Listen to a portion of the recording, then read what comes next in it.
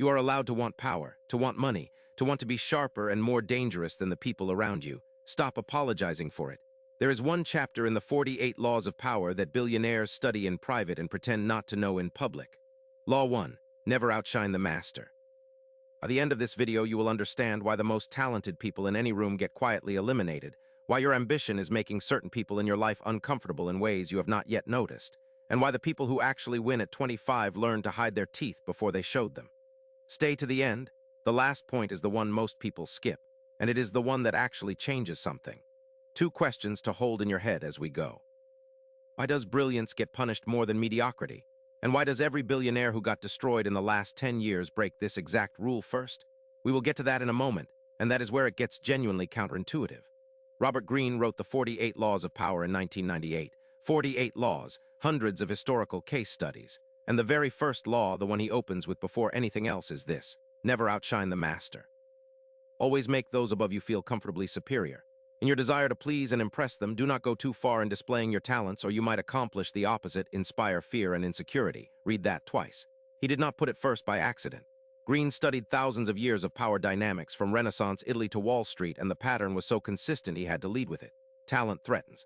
Brilliance creates enemies. Standing out gets you cut down. There's a name for what is happening underneath. Social comparison theory, coined by psychologist Leon Festinger in 1954. The human brain does not measure itself against an absolute scale. It measures itself against whoever is in the room. So when you walk in sharper, faster, more capable than expected, you are not just being yourself. You are involuntarily lowering the perceived status of everyone around you, and they feel it. A nervous system registers it as a threat before their conscious mind catches up. This is why your boss who is friendly suddenly gets cold after you nail a presentation. Why the friend who hyped you up goes quiet when you start actually winning. Why your family becomes weirdly critical the moment you start making real money. They are not bad people. They are running a program that is 200,000 years old, and nobody warned you it was running. But here is what nobody tells you about Law 1. The most dangerous master in your life right now is probably not the one you think. Look at every billionaire who self-destructed in the last decade. Sam Bankman-Fried, Elizabeth Holmes, Adam Newman. The pattern is identical. They were not destroyed because they failed. They were destroyed because they succeeded too visibly, too fast in front of people who had power over them. Regulators, boards, media, investors, the public, they shone their masters. Their masters who had smiled at them on the way up suddenly remembered they had teeth. The billionaires who actually survived, the ones whose names you barely know, read Law 1 like a prayer. They drive used cars. They wear normcore clothes. They give credit they did not need to give. They make their superiors feel like the genius. They let politicians take wins that were really theirs. Warren Buffett lives in the same house he bought in 1958. That is not humility. That is Law 1 applied with surgical precision. If this is landing, save this video. You will want to come back to this. Now apply this to you at 22, walking into rooms where people 15 years older than you have authority they did not necessarily earn. You think your job is to prove yourself, to show them what you can do, to impress. Greene would tell you that is exactly how you get quietly buried. Your manager does not want to discover you are smarter than them. Your professor does not want to be corrected in front of the class. The senior person at the networking event does not want to be outshone by a kid. There's a concept in evolutionary psychology called the tall poppy syndrome. The poppy that grows tallest in the field gets cut first. Researchers in Australia, the UK, and Japan have documented it across cultures. Humans systematically punish those who rise too visibly above the group.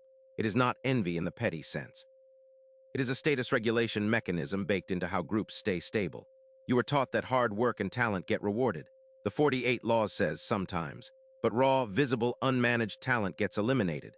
There is a difference between being powerful and looking powerful. The first one you cultivate. The second one gets you destroyed. But that is only half the story, because Law 1 is not actually about hiding. It is about something far more strategic that most people completely misread. Here is the part billionaires understand and the rest of the world misses. Law 1 is not telling you to be small. It is telling you to be calibrated. There is a massive difference. Greene is describing what behavioral scientists call counter-signaling. The idea was formalized by economist Michael Spence and later expanded by researchers studying status hierarchies. The lowest status people in a hierarchy signal hard, designer logos, loud opinions, name dropping. The middle status people signal even harder because they are anxious about the rank they just earned. But the highest status people counter-signal. They wear plain clothes, they speak softly, they give credit away. They appear unimpressive on purpose because they have nothing left to prove, and revealing their full hand would only create enemies. and you are 22 and trying to look powerful, posting wins on social media, name-dropping, dressing aggressively, you are accidentally signaling that you are at the bottom of the hierarchy you are trying to enter. The people actually inside it can read you instantly, and they will close the door politely. There is a related principle. Machiavelli wrote about it in The Prince 5 centuries ago. He said the prince who is too generous becomes hated. The prince who is too feared becomes overthrown. The prince who survives is the one who appears mild, accessible, even slightly underestimated, while quietly controlling everything underneath. Machiavelli was not writing a manual for evil. He was writing a manual for survival in environments where naive virtue got you killed. Now overlay this onto your life, your group chats, your workplace, your dating life, your family dinners. There's always a master in every room. Sometimes it is the literal boss. Sometimes it is the loudest friend who controls the social temperature. Sometimes it is a parent whose ego cannot handle you outgrowing them. The 48 Laws is asking you a hard question. Are you accurately reading who the master is in each room, or are you outshining them by accident and wondering why doors keep closing? Here is a real one. Drop in the comments, have you ever lost a friendship, a job, or an opportunity the exact moment you started winning? Be honest. Because that is Law 1 in your life in real time and almost nobody names it. And here is where it gets darker. Because the Law 1 trap does not just exist outside you. It exists inside you too.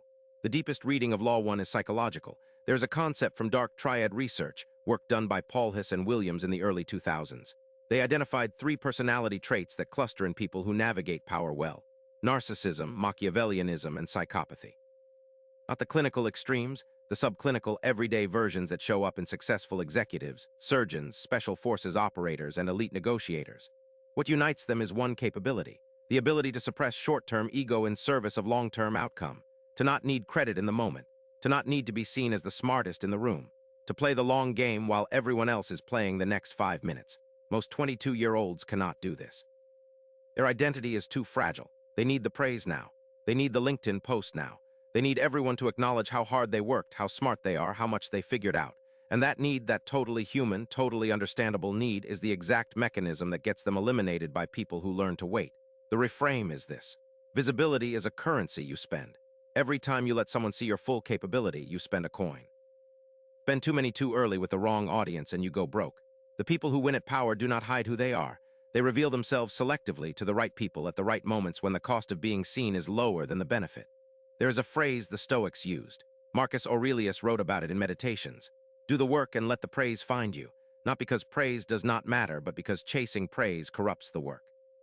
When you stop needing to look impressive, you start being impressive in ways that compound silently. That is the move. Practically, what does this look like at 22? It looks like letting your manager take credit for the idea you actually had, while documenting it privately, while building leverage you can cash in later. It looks like being the second smartest person in the room on purpose, until the room is yours. It looks like being underestimated by people who will one day work for you. It looks like resisting the dopamine of posting your every win, and instead stacking quiet wins until the volume of them is undeniable. Green was not telling you to be weak. He was telling you that the appearance of weakness, deployed strategically, is the most underrated weapon ambitious people have. And almost nobody under 25 understands this, which is exactly why the ones who do understand it pull away from their peers permanently. If you want more of this, actual power principles, not recycled productivity advice, not fake positivity, no grind harder slogans, subscribe and hit the bell icon so you never miss a drop. This channel is built for the people who suspect the world runs on rules nobody is teaching them and want those rules named. No fluff, no moralizing, just the framework. Here is the one thing to walk away with. You do not have a talent problem. You probably never did. What you have is a visibility problem. You are showing the wrong people too much, too soon, in environments where being seen is more dangerous than being known. Law 1 is not asking you to dim yourself permanently.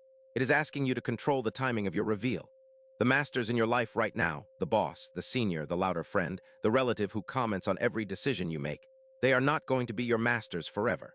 Some of them will not even exist in your life in 5 years. The question is whether you outshine them now and get cut down, or whether you read the room, play the patient game, and walk past them when it actually matters. You sensed this already. That is why you clicked. You felt the rule before someone named it. If this hit my video on Law 3, conceal your intentions, and why every successful person you know is running a strategy you cannot see, will make even more sense now. Because Law 1 is how you survive. Law 3 is how you win. Watch that one next.